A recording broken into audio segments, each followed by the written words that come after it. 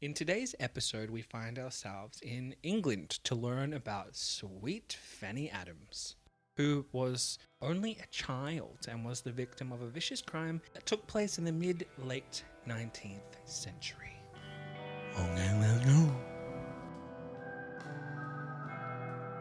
Fanny Adams, also affectionately known as Sweet Fanny Adams, was born on the 30th of April, 1859. She was born in Alton, Hampshire, in England, to parents George and Harriet Adams. Fanny was the fourth of 6 children. 6. Yeah, I mean, listen, my mum had 7, so technically she bet your mum, but it's not a competition. But my mum had more than your mum, Yeah. so if it was a competition, she would have won. And they all lived on Tannhouse Lane on the northern side of Alton. I also read somewhere that their neighbours were their grandparents. Oh. That's a little too close for me. Yeah. I mean, free daycare. Didn't work out in this case. Oh. Anyway, I don't know if that's actually confirmed or not, or if it was just something that people said. It was also said that her best friend, Minnie Warner, also lived like next to her. So I think it was like her best friend, Minnie, on one side and her grandparents on the other. Oh. That would be really cool. Like, imagine living next door to your best friend. That'd be Imagine if I moved next door Oh my God, that would be amazing. or across the road. That'd be so amazing. I'd prefer next door because then if the kids came to visit, they don't have to walk across the road. I don't know. I'd kind of prefer across the road because then I could all right. put my butt up against the screen and like pull faces and stuff from the window to your window. But So you your could look butt over. is on the screen. I don't care. So if you're pulling faces, My butt faces. pucker. You'd like look over to me and I'm just standing like this.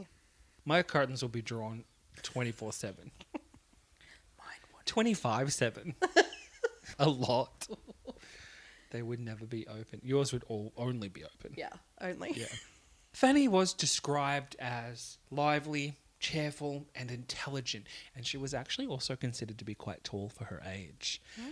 They never said how tall she actually was, but Yeah. it was 1859, so I imagine that probably wasn't very tall. Now, spoiler alert, unfortunately, Fanny would not make it past 8.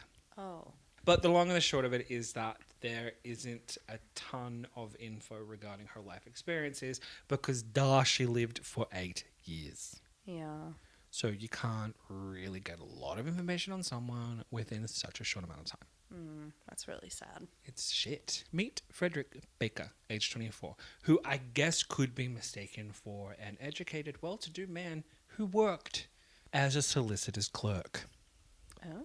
So a solicitor's clerk drafts opinions for like legal cases, and that draft will act as like the foundation for the judges. Yeah. And they also help lawyers by preparing for their case. Like, I don't know if that's similar to maybe what like a paralegal might do or a legal assistant now they might call it. Yeah. But I mean, this is also the UK, so terminology may be different in different locations. But that's what he did. So you'd think, oh, that's a bright young man, 24, Yeah. well-to-do. Good job for back then. Good job for back then. Mind you, I would still say he probably did not earn that much. Yeah. So given his background, you would probably assume that he had a good understanding of what was legal and maybe what was not legal. I would not judge you for assuming that he Yeah. knew the law. And maybe that knowledge would be somewhat of like a guiding light. Guiding him toward the light because he knows what the punishment is going to be if he did something illegal. And if you see it all the time, like it's in your face all day, every day at work. Yeah.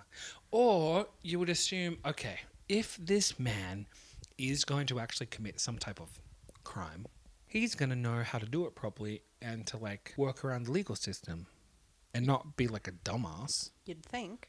But he didn't. Anyway, so let's travel to the day of the crime, August 24th, 1867. And it was a day like many other where Fanny and Minnie's sister Lizzie would just want to hang out. And they decided that they would set off on an adventure to the nearby Flood Meadow, which is what it's called, which is also what really struck me to look at this map of where the thing was. Because I was like, what the fuck is a flood meadow? Yeah. Pardon my French. Merde. Well, I hate how we always say, excuse my French, and we're Yeah. not speaking French. Yeah. So I thought I would. Baguette. Oh, yo, zut alors, I missed one. Of course, she was a good girl, so she made sure to check with her mummy before she would go to play at the flood meadow. I can imagine that her mum wouldn't have thought twice about giving her permission to go. She was also with 2 friends, and all of the kids went and played at this meadow, so it's not like it was somewhere far or there's any reason for her to be worried about anything. So her mother, Harriet, was like, of course, my darling, go and play with your friends. Yeah. Before they could even make it to the flood meadow, remember how close Yeah. the flood meadow is, they were approached by a man, a stranger to them, in a black frock coat.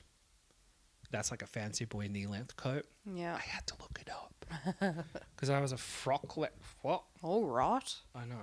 It sounds like a swear word, but it's not. He also had on a waistcoat and trousers, obviously. So this motherfucker clearly had money. And even though he looked all fancy, it was clear that this girlfriend had been having like many day drinks because he was like drunk.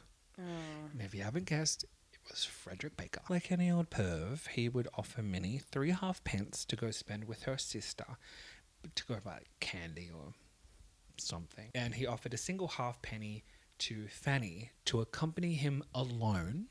That's what he wanted. To accompany him alone. And obviously his intentions were not good. Yeah. She's 8, you're 24. I don't like this. So, yeah, he wanted her to go with him up the hollow. And I still don't know what that is, even after looking it up on Google.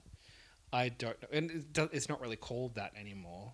So I don't even really know. But it was basically like an old road which was heading towards a nearby village named Sheldon. So he was trying to take her away somewhere.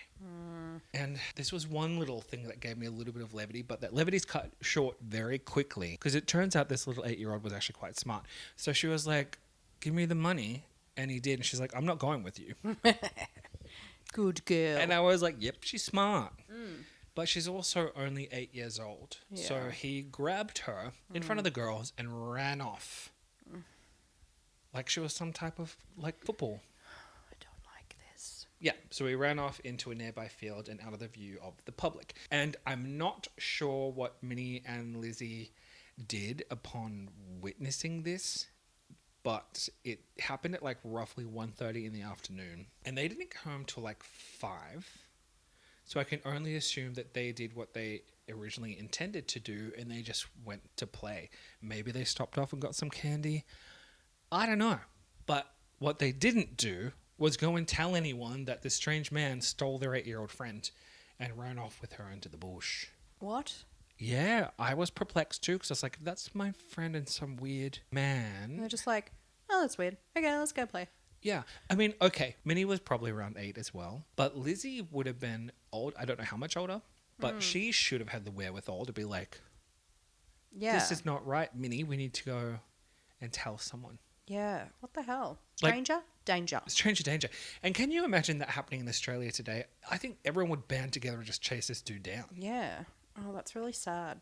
And it wouldn't be until they returned home after they finished playing that Mrs. Gardiner noticed that Fanny was not with them and she was like, yo, the fuck, where is she? And then the girls were like, oh, well, this is what happened.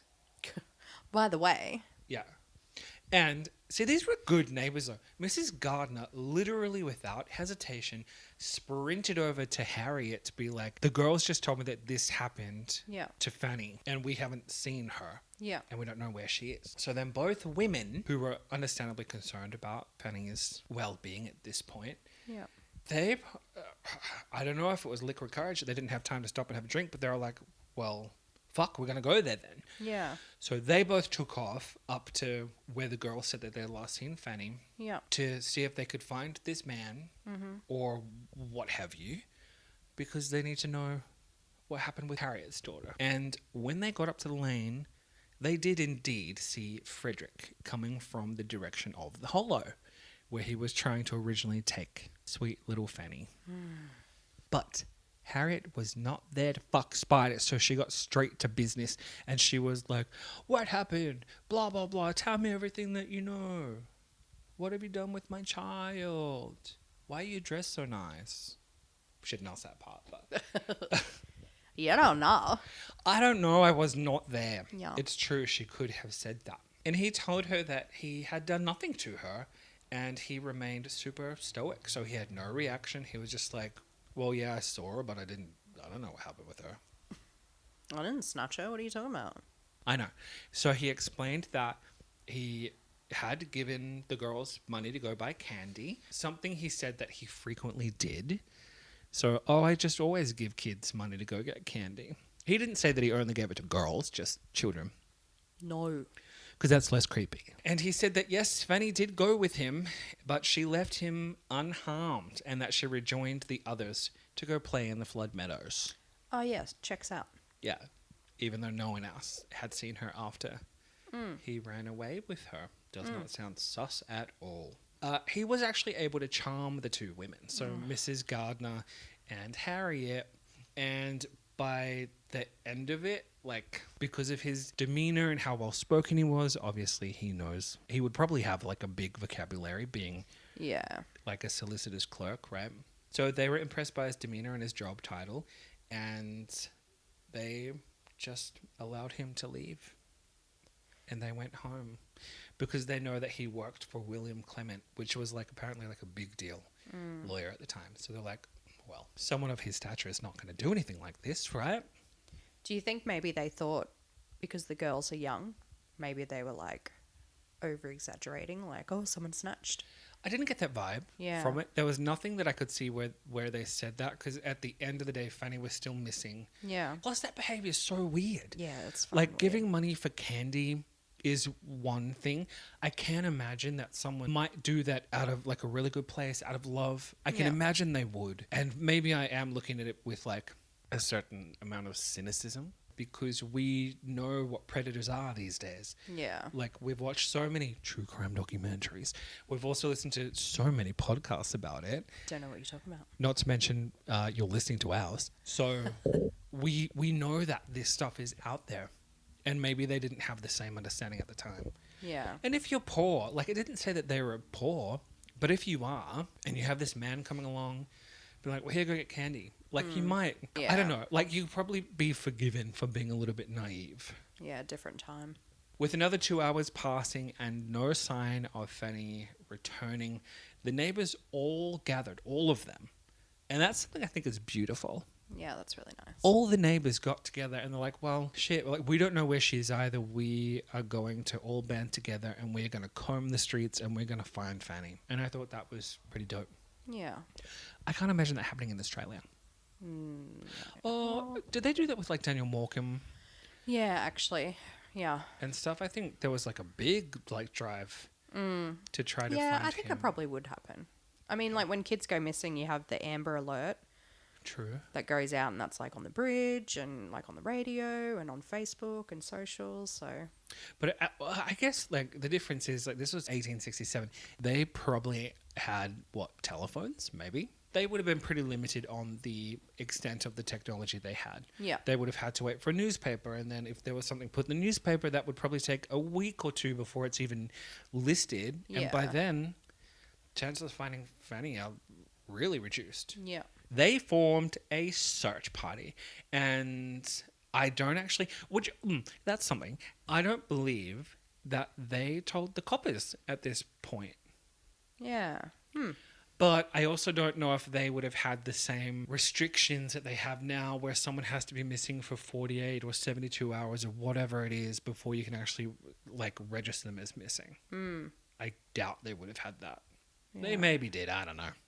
Anywho, they decided to search the field where the girls saw Frederick took Fanny, because I guess that's the only lead they would have. She was in this direction. He mentioned about going here, but he ran this way. So Part of me is like, why didn't the mum and the friend just like go for a walk up there after talking to old mate? Nothing to see up here, guys. Doo-doo-doo. Like, I don't know. I really think that he charmed them. yeah. And unfortunately, it would not take long for the group to find her mutilated and dismembered body. Oh, God. They found her severed head lying on two poles, and there was like a slash from her mouth to her ear and across her left temple. So I don't know if it was like a slash from ear to ear or if there was just a slice from the side of her mouth up to her ear. I mean, there's only so much you really want to know about this kind of stuff. Her right ear had also been cut off and both of her eyes were missing. Oh, my God. A leg and thigh lay not far from where her head was, and they soon located her dismembered torso. The contents of her chest and pelvis had been torn out and scattered, with some internal organs even further slashed and mutilated. This is very violent. You're right. I don't like this. You're not supposed to. No. If you did, I'd I be more have- concerned. So many questions. So do I, Yeah. actually. Do you know how long between, how many hours did you say it was? Well, I mean, she went Like, missing. roughly. She went missing at 1:30. They went and saw him at around 5. Okay. It Well- was another 2 hours after that, so it would have been by like 8, 9, maybe. That's me guessing. I don't know that for sure. Yeah. But her wounds were so savage that it took them days to like finish the search to gather all of her parts. Almost like a poor little puzzle piece, which is really sad. That's so effed up. Yeah. And I think one of the last things they found were her eyes in the nearby river. I know. That's fucked. And that river was literally 2 minutes from Tanhouse Lane, where they lived. Oh, God. Again, it was just super close. Yeah. So that same evening, once the news got back to Harriet, she ran over to find her husband who was playing cricket on a field called The Butts. The Butts. It's still called The Butts today. Are we sure he was playing a game of cricket? I was going to say hole in one. Yeah. That's golf. Spots ball! And that was less than a mile away. But she ran. I can't imagine what her attire would have been. She was obviously distraught, and she collapsed from grief and exhaustion shortly after she told George what had happened. And George was like, "What the fuck?" And he ran home to collect his shotgun before heading over to the field to try to find Frederick because he was about to blow his fucking head off. Go, Dad. But he would be disarmed by his neighbors. And I get it. Yeah. One, maybe they didn't know if Frederick was actually guilty of doing these things. Yeah. 2, that would be a surefire, no pun intended, way for George to end up in prison himself, because that would be vigilante justice. He's not letting the legal system take care of this legal issue. Yeah. But I don't know. There's still a part of me that would have loved to have just heard that he shot this guy.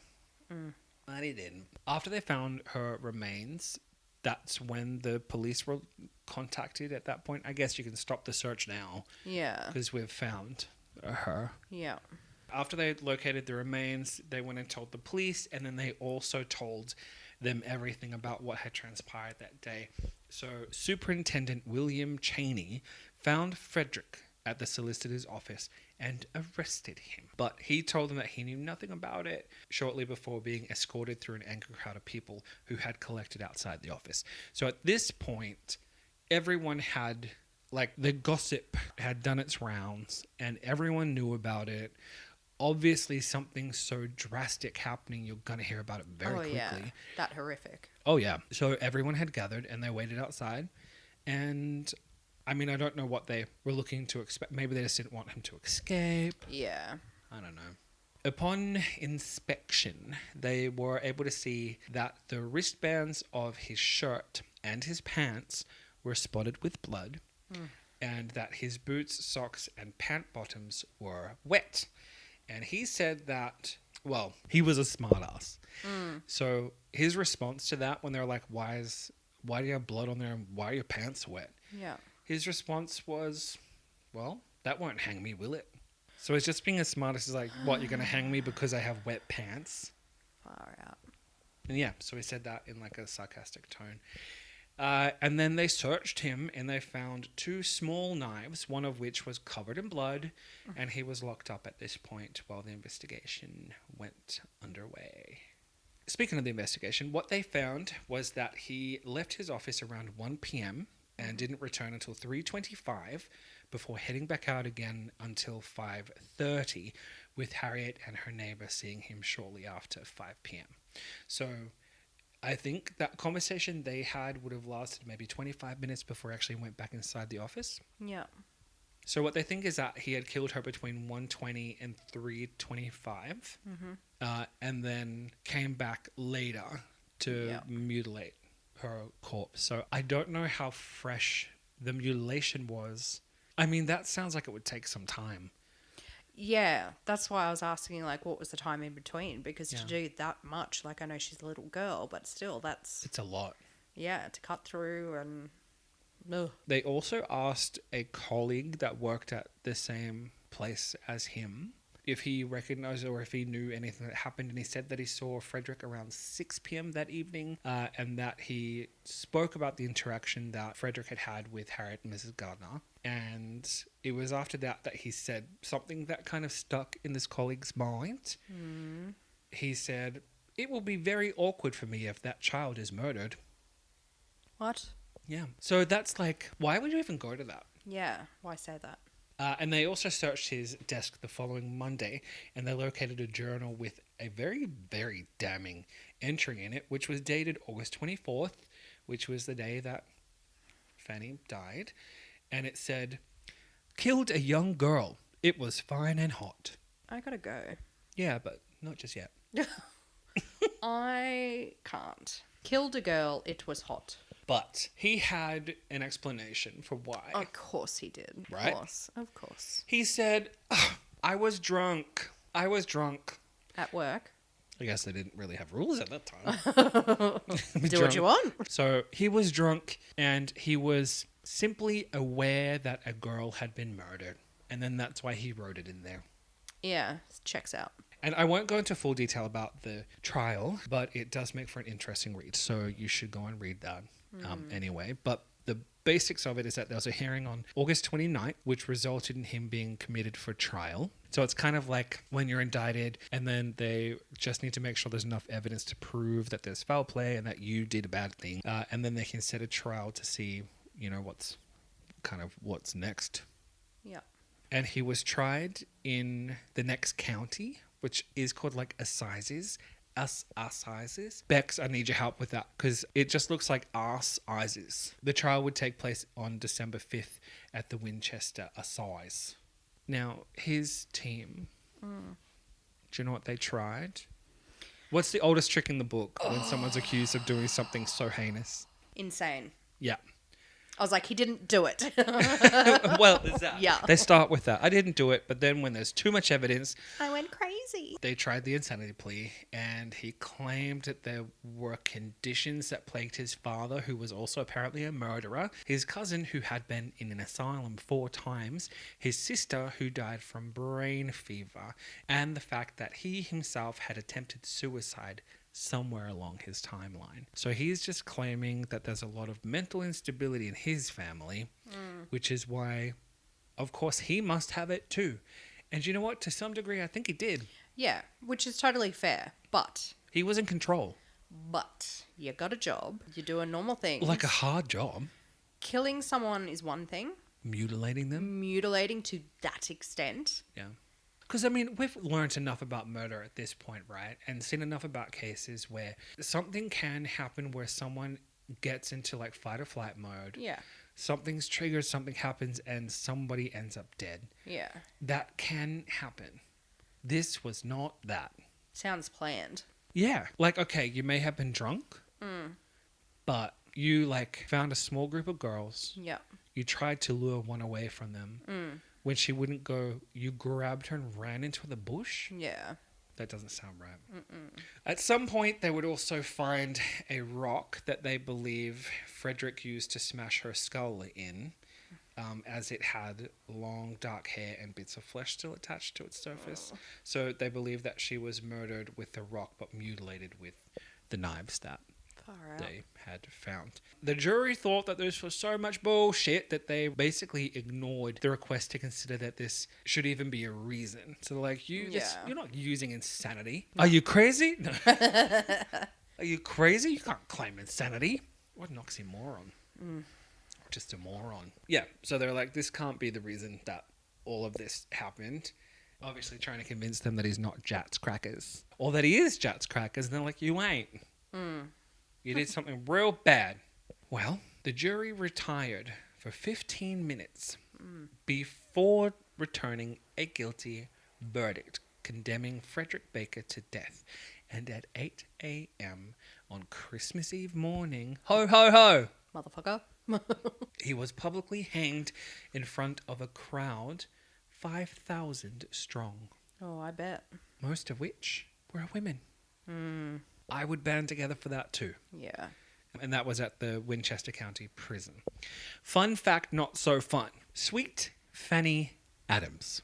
It became a euphemism that we actually use today. Yeah. And it all stemmed from her. So that's why I thought this was actually interesting. Sweet Fanny Adams was a euphemism that just meant nothing at all. And back in the military, there were certain types of food that were kind of gross. And people would say, well, what are you having for dinner? Or what was in that can? And they would say, Sweet Fanny Adams.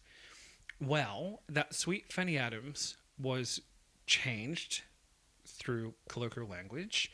And it really just turned into sweet fuck all or sweet FA. So whenever we say sweet fuck all or sweet FA, Yeah.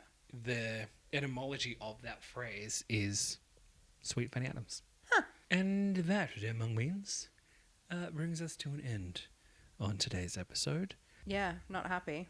I'm going to leave and maybe never come back. Who knows? Oh, you've said that a few times. Yeah, we'll be the first. Would not be the first. We hoped you enjoyed it, but not that much. Yeah.